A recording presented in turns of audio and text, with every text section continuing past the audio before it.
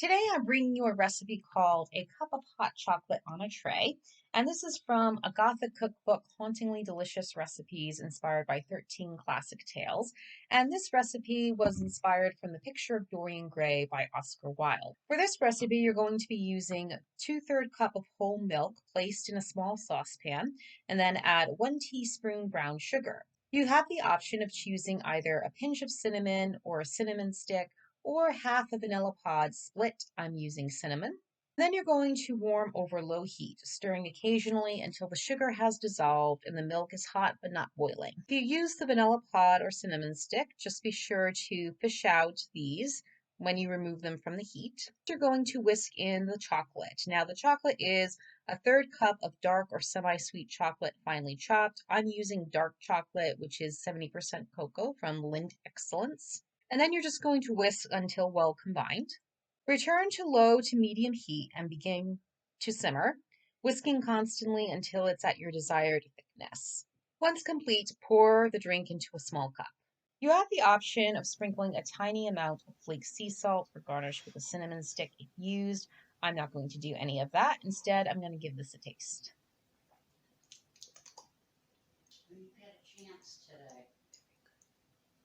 And trust me, it was very good. Nice, thick, and chocolatey. Now, because it was a little bit thicker than I liked, you can always add a little bit of milk to thin it out. Hello everyone and welcome back to my channel. Thank you so much for subscribing and watching thus far. I truly appreciate it. Today I'm going to show you a spiced apple cider recipe that comes from the J. May Sauvian cookbook that I have by the American French Genealogical Society. And I'm really looking forward to making this one because it does taste very good and I highly recommend. First, you're going to take an apple, and I have a Honeycrisp apple that I'm using for this recipe. And then you're going to take some cloves, and you're going to take 10 cloves and just stud them into the apple. As you do so, just be aware that once you do, it's going to release a lot of the juices, so it can get a little bit sticky. And I just put them around the entire apple as much as possible. And here you can see the results. So it's just 10 cloves studded in. I'm not sure if you can add more, but just do the 10 at first and then decide a little bit later. Then you're going to take a cinnamon stick, 3 inches, and break it in half. I decided to cut it because it was a little bit easier to do. And then you're going to take 1/4 of 1 lemon. And you're going to remove the rind and cut it into chunks. Unfortunately, as you can see, I didn't do the camera angle correctly when I was cutting. You've got to be careful when you do cut. And the image above just shows you what the chunks look like, so I hope that helps. Next, you're going to take a saucepan with the clove-studded apple, the cinnamon sticks, and the lemon chunks and place it in.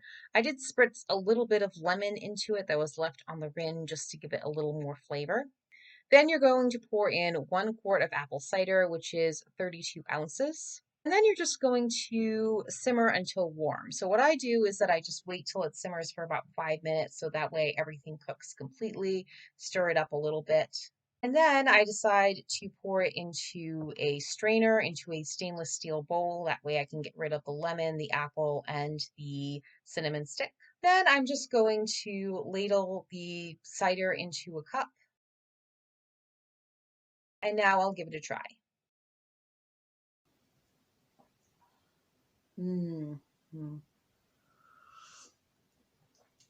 Oh, that is good. It is so good. It's nice. It's warm.